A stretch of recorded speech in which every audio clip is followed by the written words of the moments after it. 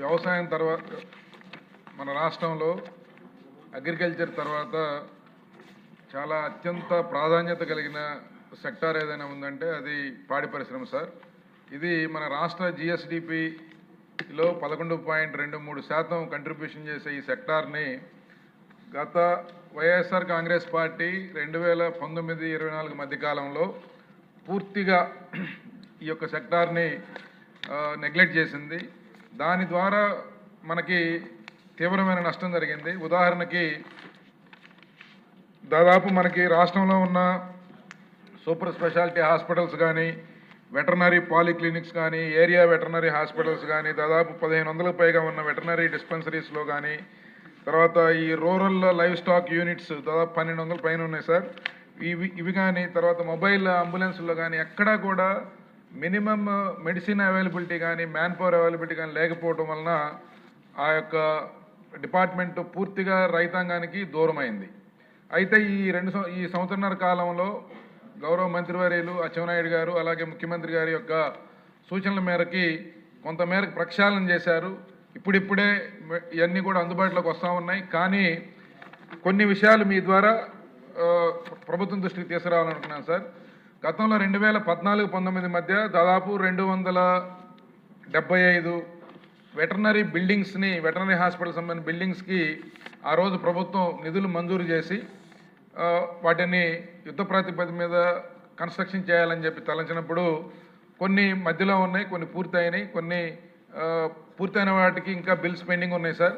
కొన్ని కంప్లీట్ కాకుండా ఉన్నాయి. ఉదాహరణకి పర్చూరు నియోజకవర్గంలో కానీ, కొండేపు కానీ, ఇట్లా చాలా నియోజకవర్గాల్లో ఆ ఇన్కంప్లీట్ షేప్లో ఉన్నాయి. అవి తర్వాత 2019-24 మధ్య కనీసం ఒక్క సింగిల్ బిల్డింగ్ కూడా కొత్త శాంక్షన్స్ ఇవ్వలేదు సార్ గత ప్రభుత్వం.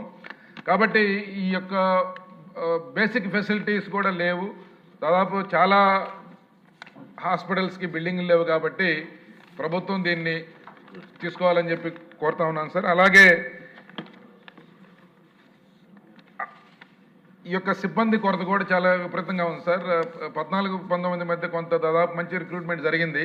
కానీ 19-24 మధ్య ఒక వెటర్నరీ డాక్టర్ని కూడా రిక్రూట్ చేయకపోవడం వలన ఈరోజు చాలా హాస్పిటల్లో సిబ్బంది కొరత ఉన్నారు సార్. అలాగే హాస్పిటల్లో పనిచేసే పారా మెడికల్ స్టాఫ్ కానీ, తర్వాత వెటర్నరీ అసిస్టెంట్స్ కానీ వీరికి కూడా పూర్తి స్థాయిలో చాలా చోట్ల దాదాపు మా జిల్లాలోనే చాలా ఖాళీలు ఉన్నాయి సార్.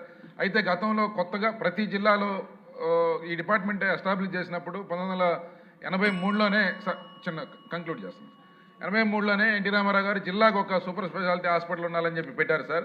అయితే ఇప్పుడు కొత్త జిల్లాలు ఏర్పడినప్పుడు దాదాపు 12 హాస్పిటల్స్ ఉన్నాయి. ఇంకా మిగతా చోట్ల కూడా ప్రతి జిల్లా హెడ్ క్వార్టర్లో 24 గంటలు ఈ యొక్క వైద్య సదుపాయాన్ని కలిగించే విధంగా సూపర్ స్పెషాలిటీ హాస్పిటల్ నిర్మాణం చేయాలని చెప్పి కోరుతా ఉన్నాను సార్. అలాగే గతంలో రైతాంగానికి చాఫ్ కట్టర్స్ కానీ, లేకపోతే పశుగ్రాసం కానీ, పశుగ్రాస విత్తనాలు కానీ ఇవన్నీ కూడా సబ్సిడీ మీద అందించేవాళ్ళు. మధ్యలో ఆ స్కీమ్ అంతా కూడా తీసేశారు.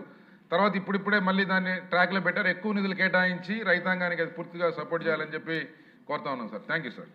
గారు సిగ్నేచర్స్ ఎక్కువ ఉన్నాయి క్వశ్చన్